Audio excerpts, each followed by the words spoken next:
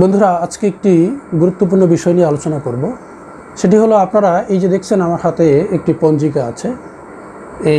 এটি হচ্ছে লোকনাথ ডাইরেক্টরি পঞ্জিকা। এটি 1432 বঙ্গাব্দের পঞ্জিকা এবং ইংরেজিতে এটি 2025 সন। তো আপনারা পঞ্জিকাতে একটি বিষয় দেখে থাকেন যে যোগিনী ঈশান কোণে বা যোগিনী বায়ুকোণে বা অগ্নিকোণে বা নৈঋতে বা পূর্বে, উত্তরে, দক্ষিণে, পশ্চিমে ইত্যাদি প্রতি পৃষ্ঠায় দেখা যায় যোগিনীর একটা টপিক ওখানে থাকে। তো এই বিষয়টি আমরা অনেকেই বুঝি না যে এর তাৎপর্য কী বা কেনই বা এই যোগিনীর প্রসঙ্গটা এখানে এসেছে। আজকে এই ভিডিওর মাধ্যমে আমরা যোগিনীর তাৎপর্য বা এর ব্যবহার কী সে সম্পর্কে আলোচনা করব।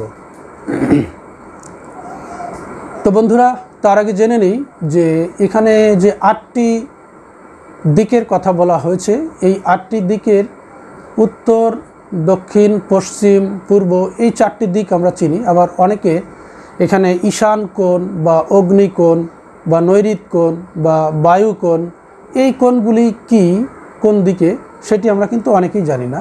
তো আজকে এই ভিডিওর মাধ্যমে কিন্তু আমরা এই কোণগুলি সম্পর্কেও জানতে পারবো। তো আসি, ঈশান কোণ কাকে বলে, কোন দিকটাকে ঈশান কোণ বলে। ঈশান কোণ হলো উত্তর এবং পূর্ব কোণ। এই দিক উত্তর এবং পূর্ব যে কোণটি, সেটি হচ্ছে ঈশান কোণ। এটি জ্যোতিষশাস্ত্রে বা আধ্যাত্মিক এবং ধর্মীয় চর্চার ক্ষেত্রে খুবই একটি গুরুত্বপূর্ণ কোণ। এরপরে আসি অগ্নিকোণ। অগ্নিকোণ কাকে বলে? অগ্নিকোণ হচ্ছে পূর্ব এবং দক্ষিণ যে কর্নার বা কোণ, সেটিকে বলা হয় অগ্নিকোণ। এরপরে আসে নৈঋত কোণ। নৈঋত কোণ হচ্ছে দক্ষিণ এবং পশ্চিম যে কর্নার বা কোণ, সেটিকে বলা হয় নৈঋত কোণ। এরপর আসে বায়ুকোণ। বায়ুকোণটা হলো পশ্চিম এবং উত্তর যে কর্নারটি, সেটিকে বলা হয় বায়ুকোণ। আচ্ছা, তাহলে এবার যোগিনীর প্রসঙ্গে আসি। যদি পঞ্জিকায় লেখা থাকে যে আজকে যোগিনী ঈশান কোণে, তাহলে বুঝতে হবে যোগিনী উত্তর পূর্ব কর্নারে আছে। এটিকে আমরা কিভাবে ব্যবহার করব? যোগিনী ব্যাপারটা বেসিক্যালি তান্ত্রিক এবং আধ্যাত্মিক কাজের জন্য প্রয়োগ করা হয় এবং বিশেষ কোনো যাত্রার ক্ষেত্রে এই যোগিনীর প্রয়োগটা করতে হয়।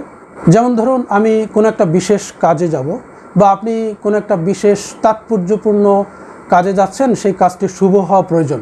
তো সেক্ষেত্রে আপনাকে যোগিনীর অবস্থানটা দেখতে হবে। যদি আপনার ঘর দক্ষিণ দুয়ারি হয় বা দক্ষিণমুখী হয়, তাহলে আপনাকে দেখতে হবে যে ঘর থেকে বের হওয়ার সময়, অর্থাৎ দক্ষিণ দিকে আপনি যাত্রা করছেন, অর্থাৎ ঘর থেকে বের হওয়ার সময় যে আপনি পা ফেলছেন ঘরের বাহিরে দক্ষিণমুখী হয়ে, তাহলে সেই ক্ষেত্রে দেখতে হবে আপনার যোগিনী কোন দিকে। আপনার যোগিনীকে সবসময় বা এবং পিছন দিকে ফেলে যাত্রা করাটা বিশেষ শুভ ফলদায়ক। তো আপনার গৃহ বা ফ্ল্যাট যদি দক্ষিণমুখী হয়, তাহলে আপনাকে কি করতে হবে? যোগিনী যদি পূর্ব দিকে থাকে, তাহলে আপনার হাতের বাঁ দিকে পড়ছে, এবং যোগিনী যদি উত্তর দিকে থাকে, তাহলে আপনার পেছনের দিকে পড়ছে। যোগিনী যদি ঈশান কোণে থাকে, তাহলে বুঝতে হবে আপনার বা অথবা পিছন দিকেই আছে। তো এভাবে যদি আপনি যোগিনীর অবস্থান দেখে যাত্রা করেন, তাহলে আপনার বুঝতে হবে আপনার যাত্রা, আপনার সেই গুরুত্বপূর্ণ কাজটি শুভ ফল দিবে বা শুভ হতে যাচ্ছে।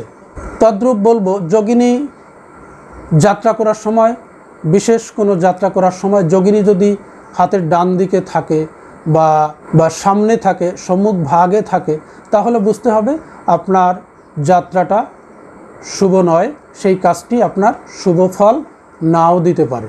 তো এই জন্য যোগিনীর অবস্থানটা জ্যোতিষশাস্ত্রে বিশেষ গুরুত্বপূর্ণ। বিশেষ কোনো কাজে বা কোনো গুরুত্বপূর্ণ ব্যাপারে যাত্রা করার সময় যোগিনীর অবস্থানটা অবশ্যই দেখে নিতে হবে, তাহলে আপনার যাত্রাটি শুভ এবং মঙ্গলকর হতে পারে। তো এই জন্যই জ্যোতিষশাস্ত্রের এই প্রয়োগটি বিশেষ গুরুত্বপূর্ণ সকলের জন্যই। তো সকলকে নমস্কার, আশা করি বুঝতে পেরেছেন। ধন্যবাদ।